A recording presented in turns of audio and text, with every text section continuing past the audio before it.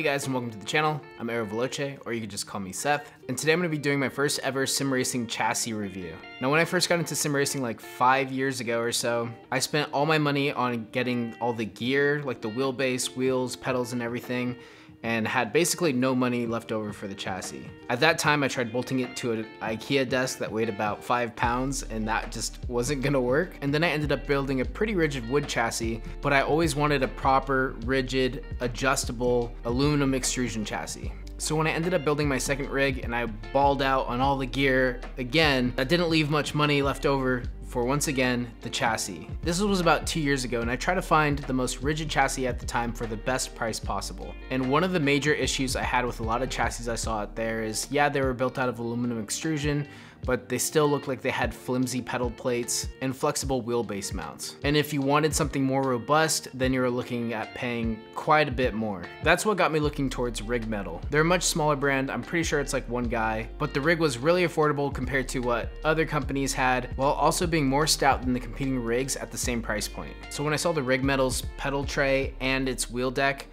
it looks significantly stronger, so that's the route I ended up taking. So here we have the picture of the rig in its default configuration on their website, and here you can see the pedal tray where it uses two 40 by 80 pieces with some very thick steel plates on the side. That's what really sold me compared to most rigs at this price point just having a flat steel plate, which are kind of known to have a bit of flex. There's a reason you don't really see that flat steel plate on higher end rigs, and they're much more like this design. The wheel deck also uses a 40 by 120 piece of aluminum extrusion with, again, the thick steel plates on the side, and then they also have the steel plate on top with those 40 by 40 pieces that you can use to adjust the wheel deck forward or backwards. This is where I think it doesn't really look very pretty. It kind of looks like an afterthought design, but it is pretty strong, and I still prefer this over those all steel plate wheel decks. I think the best solution are side mounts. That's my personal favorite, but typically you're gonna spend a bit more to get that kind of setup, and this is a lot more universal for pretty much every wheelbase. So I figured I'd do something a little different in this video. I guess just show the rig in action a little bit. And I'm just gonna talk and do some driving. I'm just gonna cruise around in Forza Horizon 5, only because I don't want to mess with my main sims and all the settings over there, and this is just the easiest thing for me to hop into. So yeah, when I was looking for rigs on the market, everybody's worried about, you know, flex, and it's really hard to tell how strong a rig is until you actually use it. So I watched, you know, like everybody, I watched reviews on some rigs. And even though a lot of 80/20 rigs were really strong, they kind of still flexed in the pedal tray, and I was super anal about that. So getting a really strong pedal tray was important to me. Nowadays, I think there's more options, and a lot of companies have made a lot of improvements. But I just took a look, and a lot of them are still, at least at this price point, which is, at the time I paid 500 bucks out the door. That's with shipping and everything. Rigmetal only charges $30 for shipping. I don't believe they charged anything for tax, which of course is gonna be a state-by-state basis. So when I saw the Rigmetal pedal tray and even the wheelbase mount, it wasn't necessarily the best looking rig on the market. It looked, you know, it's aluminum extrusion, but some of the other competitors at least have a little more aesthetically pleasing polish to their rigs. This one definitely looks a little more DIY maybe, but the strength definitely looked like it was there. So I ended up getting the Rigmetal Plus cockpit, which was the middle tier. I know they had a basic version and then a higher tier above the Plus, but in my opinion the Plus is all you ever really need, which uses 40 by 80 aluminum extrusion. I think anything more than that is just overkill, kind of. I know a lot of people say, oh, you want something beefier for motion. I don't really believe that.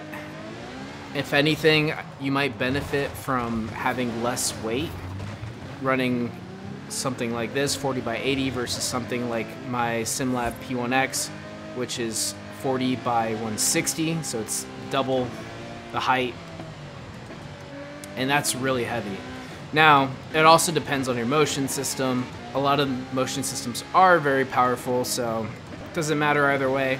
I don't know. But the point is, I think 40 by 80 rigs are pretty much as you need. Now, one thing I really liked about the Rigmetal rig is that it came with a lot of additional small pieces that were meant for the pedal tray to get your pedal angle right depending on how they're mounted. It also had extension pieces for the wheel deck to be able to move it back and forth. Can make adjustments a little easier. But honestly, I ran it like that for a while, and then over time adjusting my rig, I ended up taking those pieces out just because I didn't really need them there. And that gave me extra pieces to do other creative things for mounting other hardware, having extra bits of aluminum extrusion, which if you're getting really into the weeds of customizing your rig, having extra pieces of aluminum extrusion is like having gold. There was a decent amount of extra hardware and brackets as well, so I really got to play with how I wanted the setup to be, and that's one thing I really appreciated about the rig. I would say one of the bigger downsides for me was legroom with this rig. It was never an issue while driving, but if I try to like slouch in or climbing in and out of the rig, it could be a little bit tight. My legs would be about an inch away from the wheel deck mount. That's also kind of my fault because I like to run pretty aggressive positions. Right now the rig's not set that aggressively, so I actually have quite a bit of clearance. But if you're somebody like me that likes to have your pedals pretty high, your seat leaned back pretty far, then a rig that uses side mounts to your wheelbase is definitely better. Strength-wise, the rig has been perfectly solid. I've never had any issues with flex or anything, no matter how high I turned up the force feedback. I think the only time I ever had any type of weird movement in the rig is when I crashed and my wheelbase freaked out and it was spinning extremely aggressively left and right, back and forth, and the uprights kind of shook a little bit with it. But that was kind of an anomaly. In any normal driving situation with any amount of force feedback, this thing has just been solid. Honestly, the only reason I don't use it anymore is because I got the P1X with my motion rig. And I've even debated swapping this rig with the P1X to cut down on the weight. But today's market's definitely gotten a little bit more competitive. Advanced Sim Racing has definitely stepped up their game. I think at this price point they still offer that flat metal tray style pedal tray. And I think Track Racer at this price point does as well. And honestly, I don't really know how rigid those are. Like I said, this rig has been great. It's allowed me to play with so many different configurations on how I wanted to mount my shifter. Using those extra pieces, actually I used to have my shifter and handbrake separated from each other because I had an extra piece that I could just mount the handbrake, get that exactly in the right position that I want it to be in. And it allowed me to be very lazy and not have to go out and buy any more hardware, which I hate doing. I think if you're trying to get the most rigidity for the dollar, then the Rigmetal is a great option. I think if you want something a little bit slightly prettier, a little bit more thought out in terms of put together, you might sacrifice some flex, perhaps.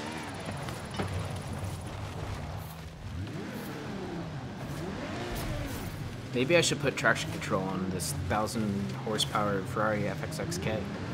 But yeah, if you might sacrifice a little bit of rigidity for something that is put together. But I mean, these aluminum extrusion rigs, you can upgrade them basically over time. So if I wanted to do a side mount on this rig, I can get a SimCore mount that fits and just mount it directly to the uprights, and that all works. Or vice versa with other rigs, you know, you can change out their pedal trays if you end up upgrading your pedals. So it's kind of hard to go wrong nowadays, I think. As long as you're going in an aluminum extrusion rig, I think it's very easy to go wrong. If you're not, Honestly, this is kind of a blast. I don't drive Forza in a rig a whole lot, but every time I do, I'm like, yeah, it's not the most realistic thing in the world, but it is very fun. Whoa, into the dirt. All right, I'm gonna try something here. I'm going to set the force feedback, whoops, to 100%. And let's see if we notice any movement in the wheelbase.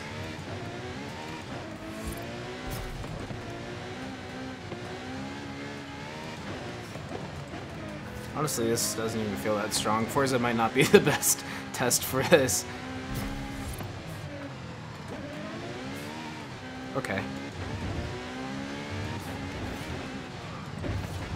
Oh, don't fall off the cliff.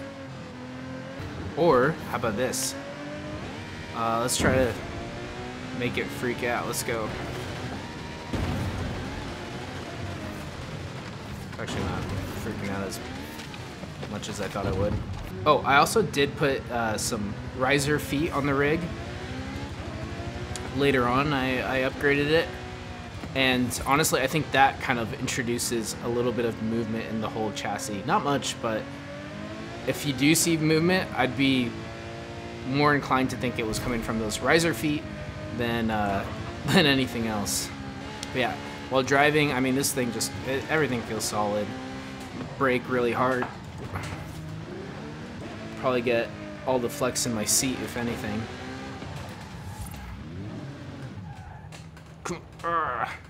Let's see. Try to move everything. So here I'm putting in like as much pressure as I can on the pedals, and surprisingly, the actual bottom rails of the chassis are bending a bit. So I guess there is an argument for going thicker than 40 by 80. Maybe the 40 by 160 on my SimLab setup is justified. But like I said, I'm really trying to, you know, put as much pressure on this thing as possible. I've never noticed any flex while actually driving this thing. Yeah, it's good. I mean, I don't know. What else is there to the chassis? It's aluminum extrusion, so you have all the freedom and adjustability. The pedal tray gives you a lot of, you know, mounting angle options, height options. Other than, you know, you're not going to get into a formula position. Unless, well, actually, I did. Now that I think about it, I did kind of get my pedals in a formula position before, because there's so much. If you're creative enough, you can use the pieces to do quite a bit. Should you buy a Rigmetal rig? I think that also really depends on what gear you're putting it on it. The pedal tray is great for pedals that have a heel plate. But if you don't have a heel plate, that's gonna be a problem. You're gonna have to either buy a heel plate or, you know, figure something out. And like for my Hussenvelt Ultimate pedals, for example, I ended up buying the Hussenvelt heel plate, and that actually has this flex. So I mounted that on top of these pedal trays, and that Hussenvelt heel plate flexed a little bit. Now, is it enough to really matter? Probably not, but like I said, we're anal, and we don't want any flex. So in that regard, I actually like ASRs. I don't know if you could get it at this price point, but I know like on the ASR 4, which if I was willing to spend a bit more money, I would definitely be interested in the ASR 4, because they have a heel plate that's actually separate from the pedal mount, so you can get perfect angle and height on pedals like the Hussenvelts, whether they be Sprints or Ultimate or VRS pedals, or, you know, any pedal that doesn't have its own base or heel plate standard. For pedals that do have a heel plate that is rigid, shame on you, Hussenvelt, then this pedal tray is perfect. I mean, I don't think you're going to be getting any flex. All right, I think that pretty much covers it. Would I buy it again? Yeah, for sure. Would I go something different if I was willing to spend more money? Yeah, I think so, you know. I think the other brands have more to offer once you're willing to give them a little bit more money. But at this price point, you know, I was pretty satisfied with this, especially 2 years ago. But yeah, I would say just, you know, do your research, outweigh the pros and cons, and, you know, figure out what's best for you. But until next time, I'll catch you guys later. Peace.